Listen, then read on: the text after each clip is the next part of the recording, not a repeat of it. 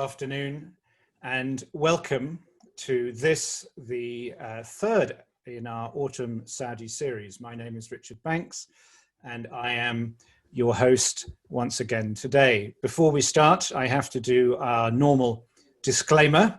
Our legal eagles insist that we do this, so here it comes. This live stream is for information purposes only. We are not promoting investments or transactions. Don't take investment advice from a webcast.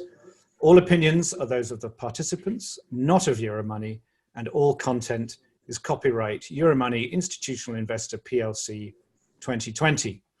My thanks, as always, go to our partners and our sponsors. That, of course, is the Ministry of Finance, our key partner on this series, and our sponsors, our lead sponsor, NCP Capital, and co-sponsors, HSBC and Samba. As I say, this is our third in what is going to be a series that will run at least until the end of the year. We have more details on upcoming episodes at the end of this webcast. Today, we're very honored to have two senior Saudis to discuss with us both the response to COVID and, as importantly, the whole question of the FSDP, the Financial Sector Development Programme, which is part of Vision 2030. I will introduce them as in a moment. One thing I think that it's important to say is that we're going to run for 45 minutes flat today. We're not going to go over the hour as we did in the previous two streams. That's because of some of the time constraints on our guests, and we thank them for making the time with us. As always, this is an interactive media, and we would like you, the audience, to ask us questions. There's a Q&A box. Most of you, I hope, will understand how Zoom works. You can upvote questions. So please do put questions or comments in the Q&A. I have it open on my screen, so if you see my eyes flicking to the left, that's because I'm looking at your questions. And I'm just going to say, please don't ask questions about VAT, because you know that we're not going to answer them. And neither of the people on the panel today have any responsibility for that. So let me move forward to introduce the first of our two panelists, His Excellency Dr. Fahad Al Sharif, who is Deputy for Research and International Affairs at SAMA. Dr. Fahad, a very good afternoon from the UK. How are things in Riyadh? Good afternoon, Richard, and thank you for having me. Everything's going back to normal. That's a good thing after the lockdown. So we're going back to office, and things are moving very positively during these days. Well, I'm very glad to hear that, because I think in the UK things are going back to March at the moment. where there was a lot of talk about second lockdowns. The FTSE's down 4% this morning. So anyway, never mind. We shall carry on. Dr. Fahad, quickly, for those of us who don't know, could you perhaps tell us a little bit about what it is you do within SAMA? What are your areas of responsibility? As you mentioned, Richard, I'm the Deputy Governor for Research and International Affairs. Main responsibilities would be economic research, and we publish lots of reports and statistics under this deputyship, which is something that you can find in our websites periodically times. And also we do work on the international affairs, including the G20, where we have the G20 presidency, Saudi presidency of it. And also the monetary policy is part of this deputyship, in addition to financial stability as well, and Islamic finance as well. So we do work in issues related to Islamic finance. We could talk all day just about one of your pillars, but just quickly on the G20, how is that progressing from SAMA's point of view, and what's the sort of plan for the coming months or so? We have been excited since last year when the Saudi took the lead of the G20 presidency. The timing for us was the pandemic during this year, which actually gave us the opportunity for Saudi Arabia to show the leadership. And we've we've seen lots of support from all members of the G20, and things are actually progressing quite well.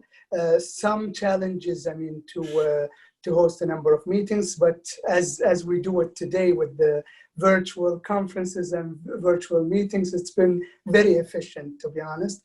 We have in the coming few months, we have the finance ministers and the central bank governors meetings, in addition to the summit, which the whole work in the past year and this year is preparing for the summit. And inshallah, things will go and progress as planned, and also with lots of achievements that everybody would see the Saudi G20 presidency.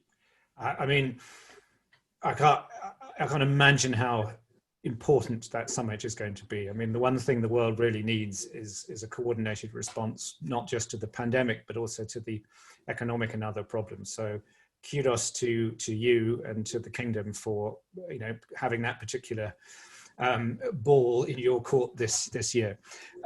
My other guest today is Faisal Al Sharif, who is Director General of the FSDP program. Faisal, good afternoon. It's nice to see you. I imagine it's been a bit of a challenging year for you with your program, because I know that you ran a big conference and you're involved also in many other things. So how are you and how are things going? Good afternoon, Richard. Welcome to you, our colleagues and esteemed guests who are joining us.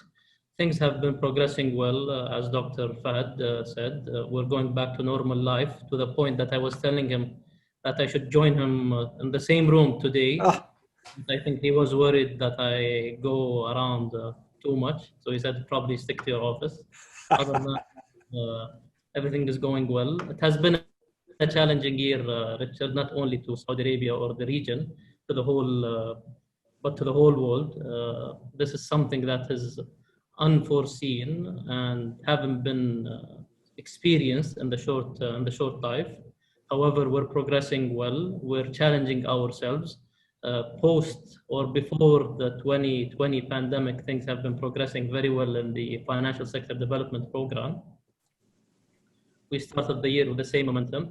However, the COVID-19 situation has laid its shadows on the global economy. Yet we are confident that we will oversee these challenges with our colleagues and partners and the regulators. And as Doctor said, we're looking forward to hear certain recommendations that will come out from the G20 and relating to that matter. Excellent. Thank you, Faisal. And for those of you who are interested, sorry, to you two gentlemen, this is something I do every week.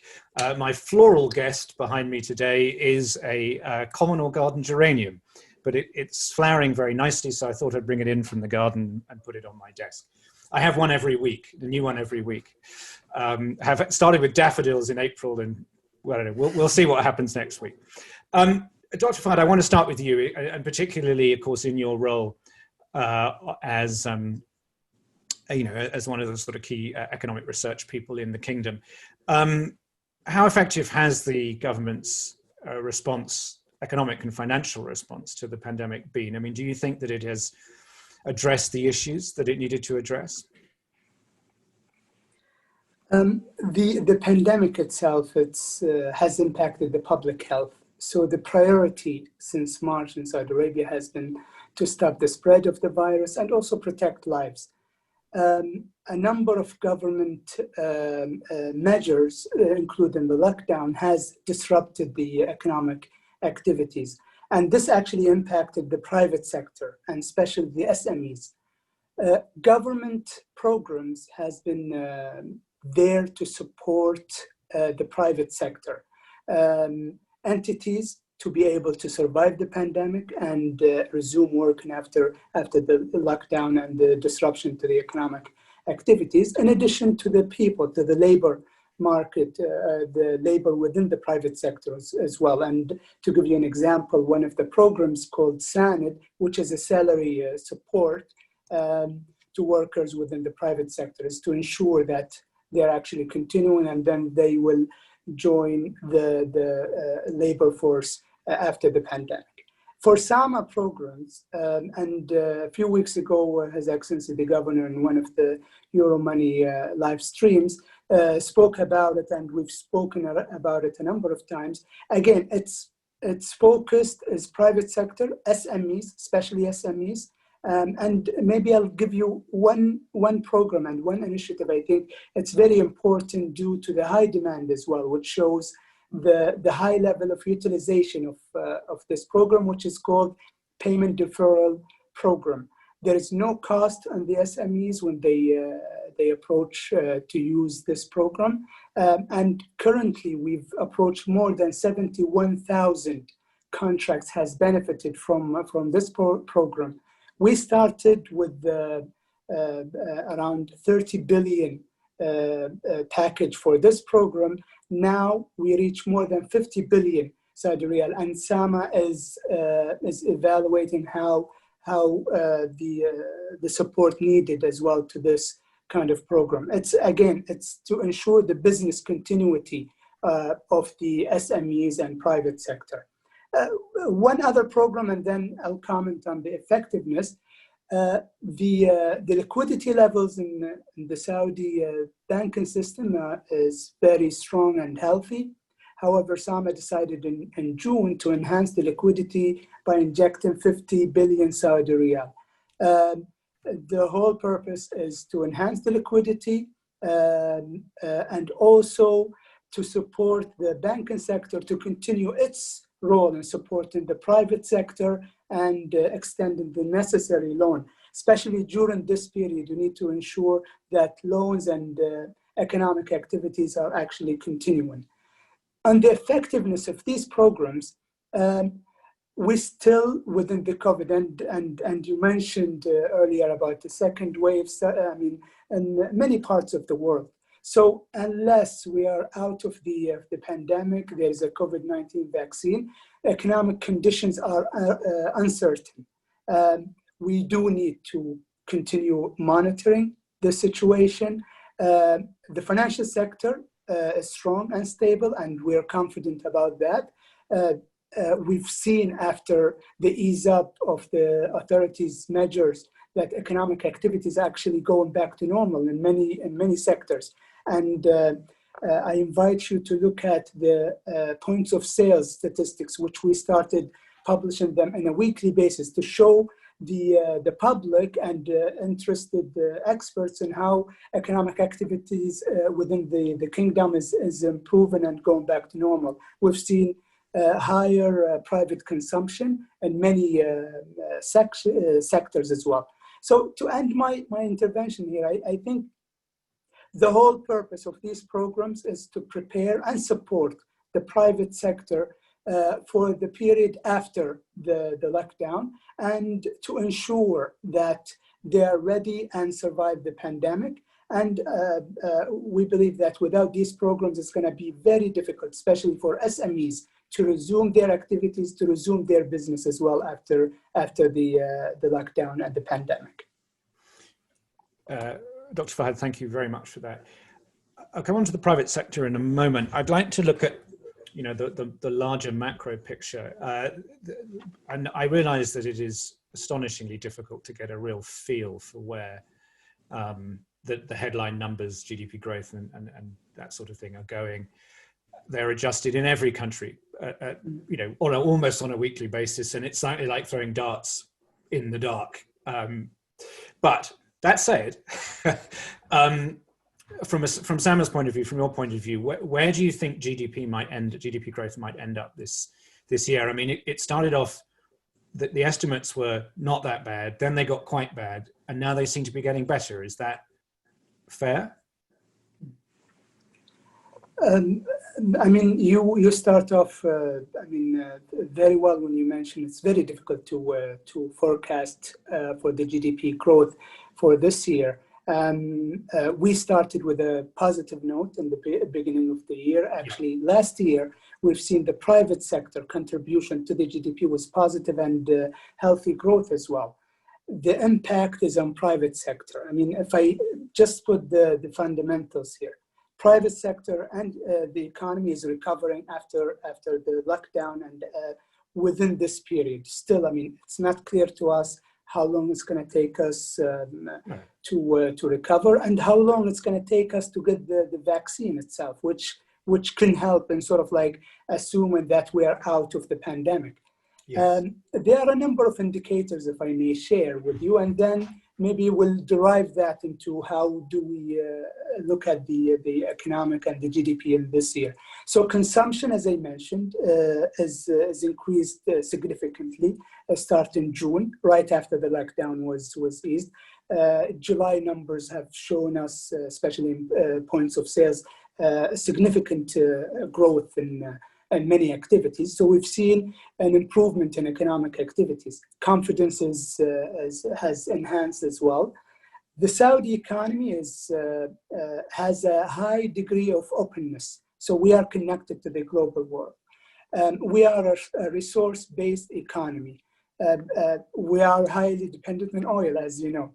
So oil demand and oil prices shocks has affected us since last year, and we've seen the negative growth in oil GDP in Saudi Arabia. And that's why we had the Vision 2030, because you want the country to diversify its economy and move away from oil dependency, high dependency.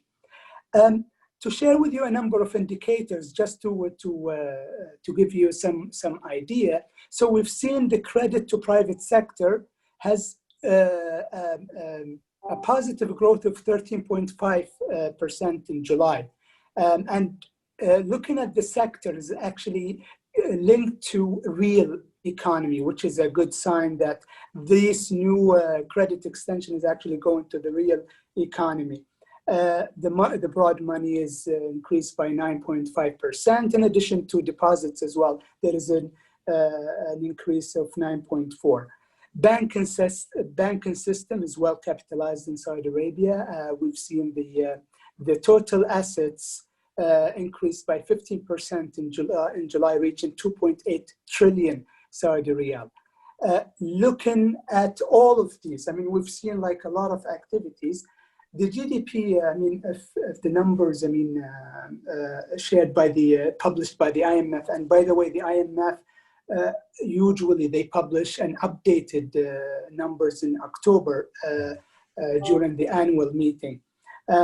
So the respective growth for the GDP as per the IMF is going to be negative for this year, and a positive 3.1% in 2021. What we've seen is the private sector is the main hit from this pandemic, and that's why you see around 10% or more negative growth in the private sector. But again, I mean, I had a meeting actually tomorrow with my colleagues to discuss on almost a weekly basis how the assumptions and you know, in economics and economic modeling, it all depends on the assumptions, and the picture is not yet clear for us. Yes, absolutely. What about things like the public sector deficit, current account? Do you think that those numbers are going to be better or worse than is currently being predicted? Again, it's too soon to judge. We're a very open economy. Imports, we import large of our commodity from abroad, and also we export oil. So as long as we've seen some pickup in sort of like oil demand, and especially after OPEC plus agreement and all of that, there are some sort of like improvement in there. And when you see more ease up of lockdown globally, that will increase the demand on oil as well. So I mean, I wouldn't comment on it now, because whatever picture we have now, it's not going to be sort of like the final picture unless we are more certain about the economic situation in the future. It could go either way. I mean, it must be a horrible time to be an economic researcher, because you know it's uncertain at the best of times, but now it's completely off the charts. We'll probably come back. We have some questions on that. We'll come back to a little later, but I need to come to you, Faisal. You're the Director General of the FSDP. For those of our viewers from around the world who may not know exactly what the FSDP is, could you perhaps give us a sort of 30,000, 36,000 feet view of what is it, how does it fit with Vision 2030, structure, governance?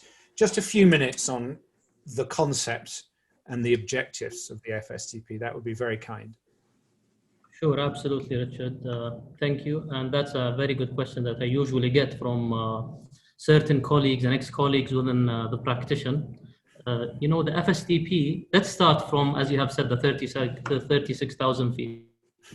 The vision starts with three main objectives or three levels. First, you know, you have the vibrant society, a thriving economy, and an ambitious nation. Under the first level, that's from the vision itself.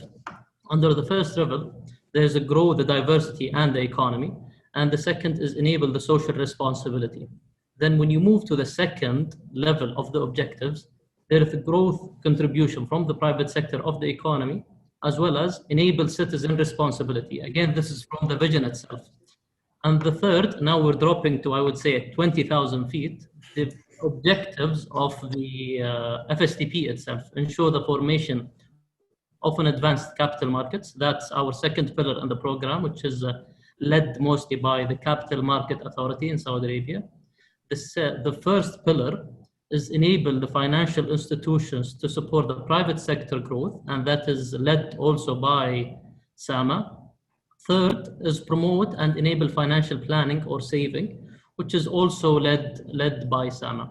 On the governance itself, the program is chaired by His Excellency Mohammed Al Jadaan. We have 6 members represented by the authorities within the regulatory bodies.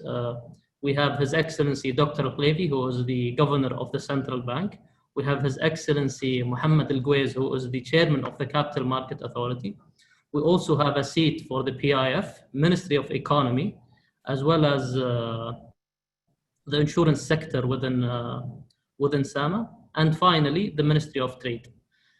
You know what the program is, Richard, is the financial sector program is one of the programs within SAMA.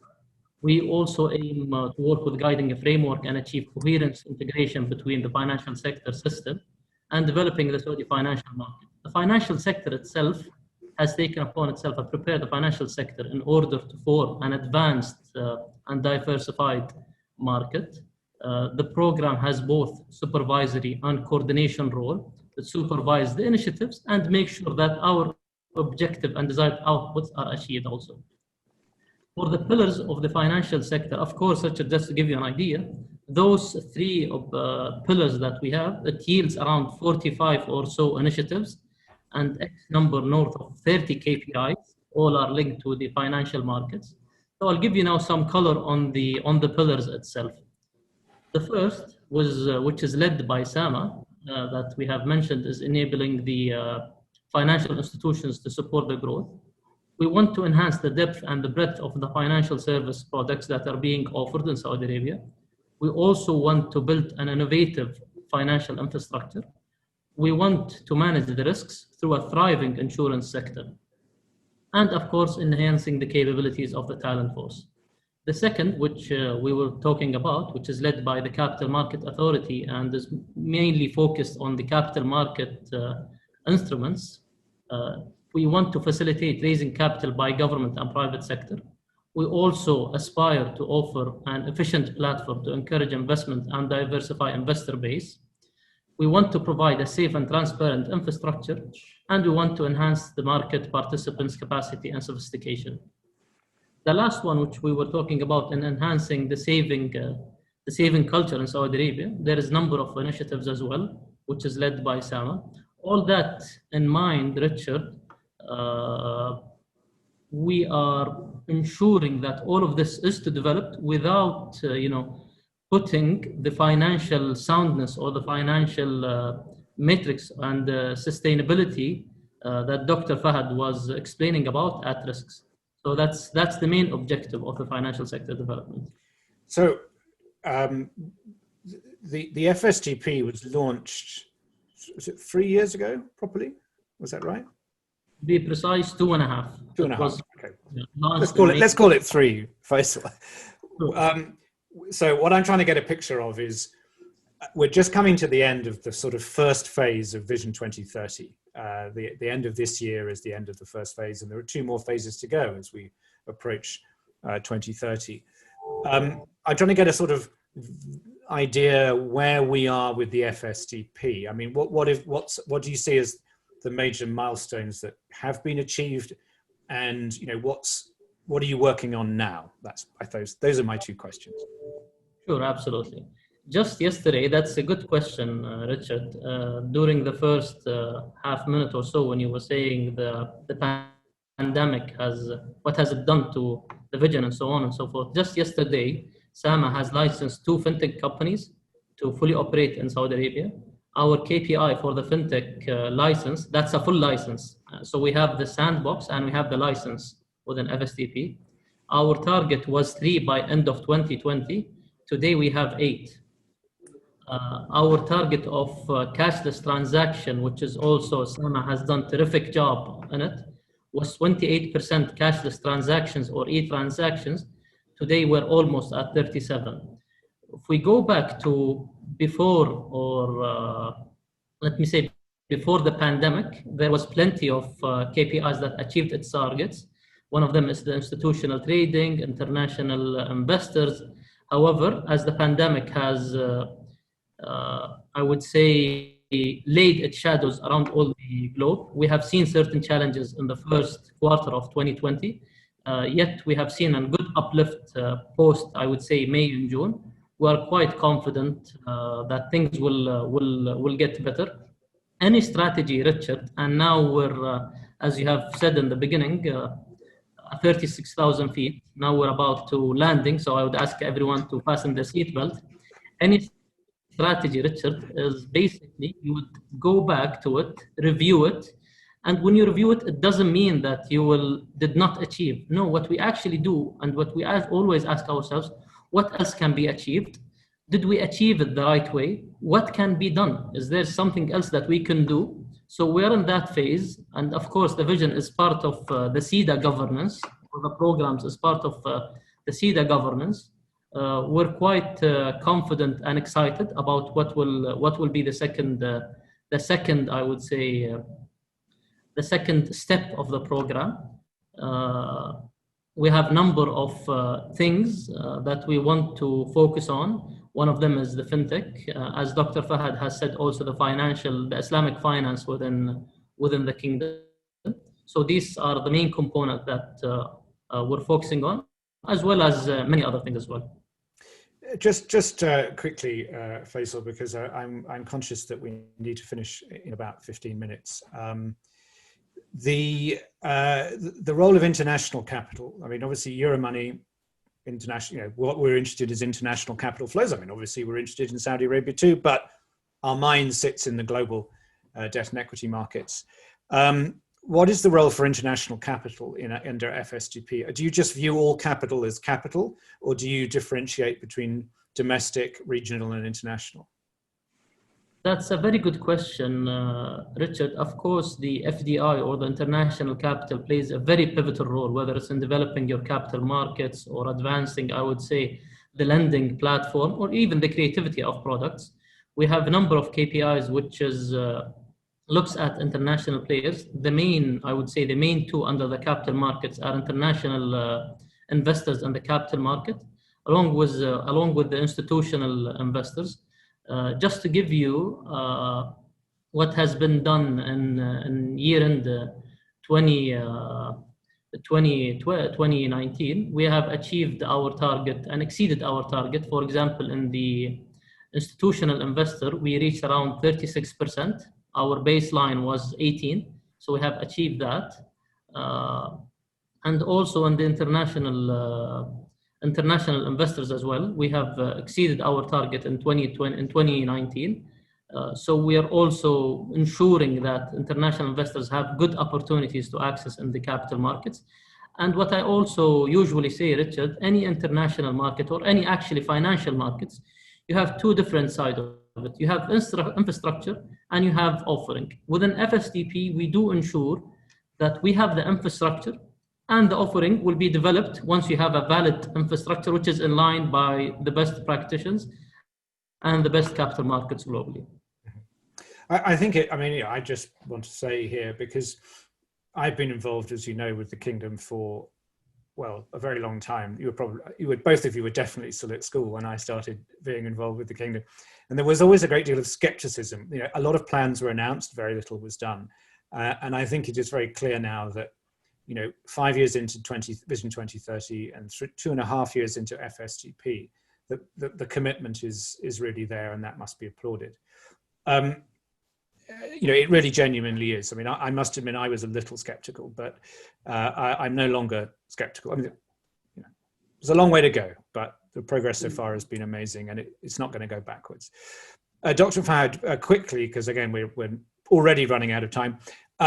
SAMA and the FSDP, Faisal spoke a little bit about it. Could you speak a little bit more? And perhaps on two areas. First of all, what you've achieved and what's coming up, and secondly, what impact has the pandemic had on the implementation of this?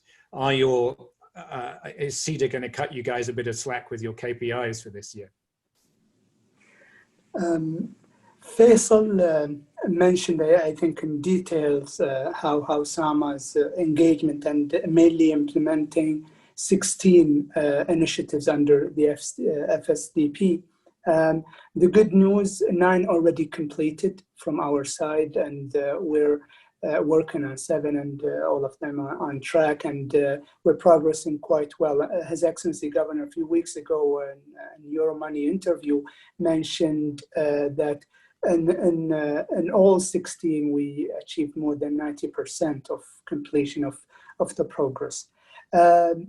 And your question, and I appreciate the comment from your side as well. I mean, the Vision 2030, the FSDP as well. I mean, it's all based on innovation and creativity, and sort of like diversifying the economy. And one important element is to be relevant also to the period.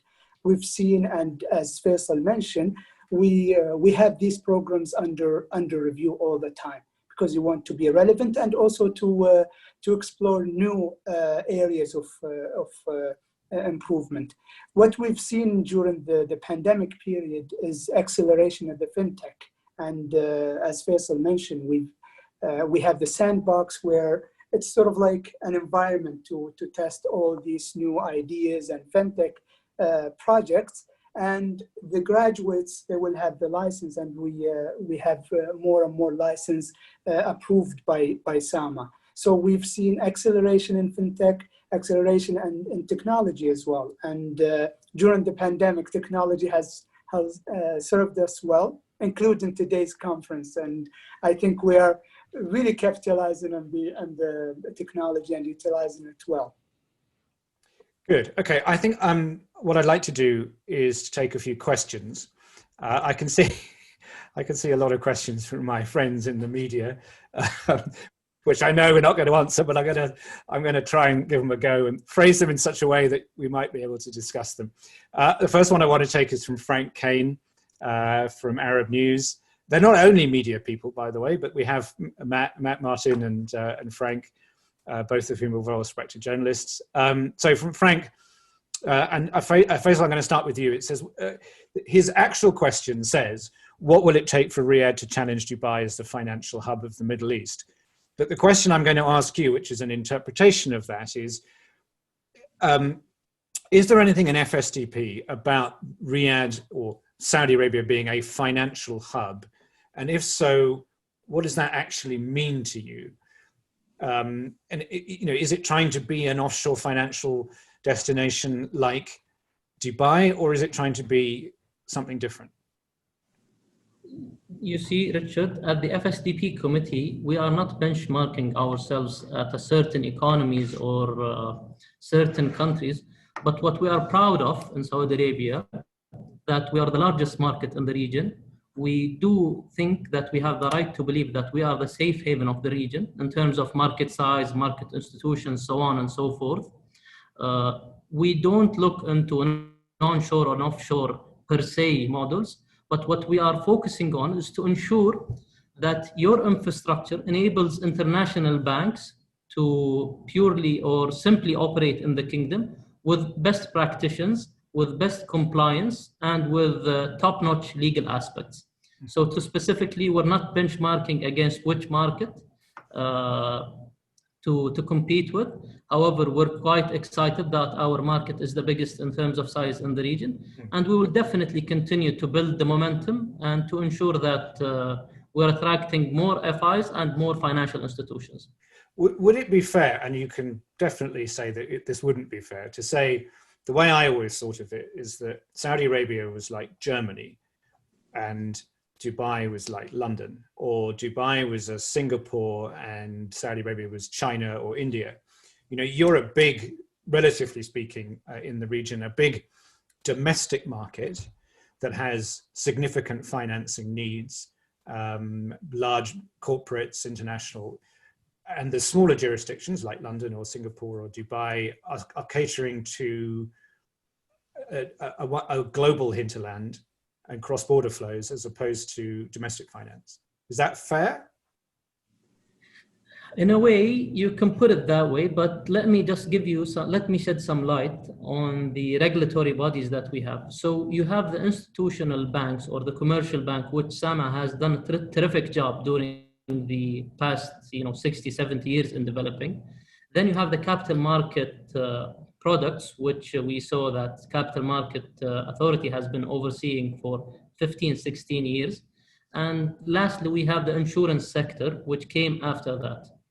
Again, specifically, we are proud, we are happy that both regulators have done a terrific job. Last year alone, we have seen around 100 billion worth of international investment coming into Saudi capital markets. Specifically, what we say, Richard, and our committee meets on a monthly basis minimum, and sometimes much more than that. Yeah. Is we say, okay, you have put the capital market examples of Europe or Western Europe into the spotlight. What we always ask ourselves, what infrastructure, what regulations that have been implemented globally that we should consider, how can we uplift our regulations, regulatory environment and infrastructure to attract those international bodies and institutions without, of course, putting compliance or legal sides at risk. Yeah, it's very clear. Thank you, Faisal. Fahad, I'm going to come to you. What is SAMA's position on bank consolidation? Do you feel you have a role in that, or is that something for the shareholders of the banks to decide? Again, I mean, it's for the shareholders. For us we look at the financial stability elements and whether the consolidation would actually benefit the economy. And from our side, we always look at these elements, and it's a decision from them. And we've seen a number of examples. They got the approval from SAMA initially, and then it didn't actually finish because the shareholders, they found out is actually not beneficial for them. So we do look at these elements because the financial stability of the financial system is very important for clearly, but my understanding, and correct me if I'm wrong, is that SAMA doesn't have an official policy on consolidation. No, not. I mean, there is no official policy, but we don't actually object it as long as there is no sort of like negative impact on the economy or the financial sector. So. Yeah. Okay. So, sorry, I'm just reading the questions. Some of these questions, I don't think we'll be able to get to all of them, but just for the questioners, we will send on the questions to the relevant person. And maybe they can answer it. The one I do want to ask, though, because I think it's a nice question, is from Basma Al-Tuwajri, who says, my question to Dr. Fahad, how could we, as independent researchers, participate in economic research in collaboration with SAMA? So my question really is SAMA open to research collaboration? Is there something you can do to help SMEs? I imagine Basma is working for an SME. Maybe she's not. So two important points that I'd like to mention.